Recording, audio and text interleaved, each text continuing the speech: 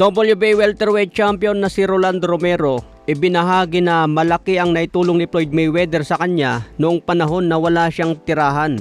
Ayon kay Romero, noong August 1, 2017, hindi raw alam ni Mayweather na sa paraan ng pagtulong niya kay Romero ay nasagip niya ito sa kanyang buhay. Kaya malaki ang pasasalamat ni Romero sa nagawang tulong ni Mayweather. Binigyan daw niya ito ng tirahan at karera. Ngayon isang ganap na world champion na si Rolando Romero. Inaabangan na rin ang malaking laban niya kontra Devin Haney.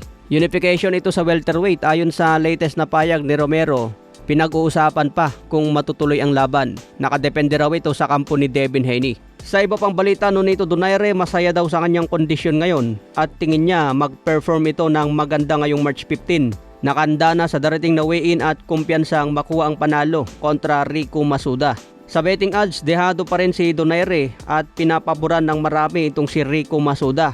Pero tingin ko mga boss, malaki ang tsansang manalo ni Donaire dito. Sa huling laban niya, close fight kay Seiya Tsutsumi. Isa rin si Seiya Tsutsumi sa mga tumalo noon kay Rico Masuda. Kaya nga nagkaroon ng isang talo si Masuda dahil kay Tsutsumi. Kung sakali man na matalo ulit si Donaire dito, baka maisipan na niyang magretiro. Mahirap na, baka itapat na lang sa mga Japanese at pampataba ng kartada. Legend yan si Donaire kaya malaking pangalan din yan sa resume ng mga Japanese. Matatandaan na dyan din nagsimula si Naoya Inoue. Matapos niya talunin si Donaire noon, lalong nakilala si Inoue.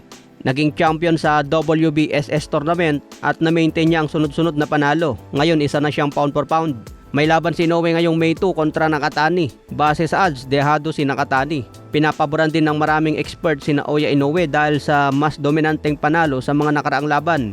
Samantala si Nakatani, muntik pa siyang matalo sa huling laban kontra Sebastian Hernandez. Sabi ng kampo ni Inoue, kahit anong resulta ng laban niya kay Nakatani, nagbabalak ni silang umakyat sa featherweight. Ibig sabihin, ibabakante niya ang lahat ng titulo sa super bantam. Pagkakataon naman ito ni Marlon Tapales at Wonderboy Martin para lumaban sa bakanteng titulo. Sa iba pang balita, usapang Casimero, tiwala ang kampo niya na hindi na mag-overweight ngayon laban kay Luis Nery. Ngayon pa lang, kumpiyansa agad si Casimero na pasok agad ang timbang niya sa 122. Huling laban ni Casimero sa 122 kontra Oguni noong 2023. Dapat 122 din ang laban niya kay Saul Sanchez noong 2024, pero nag-overweight na siya.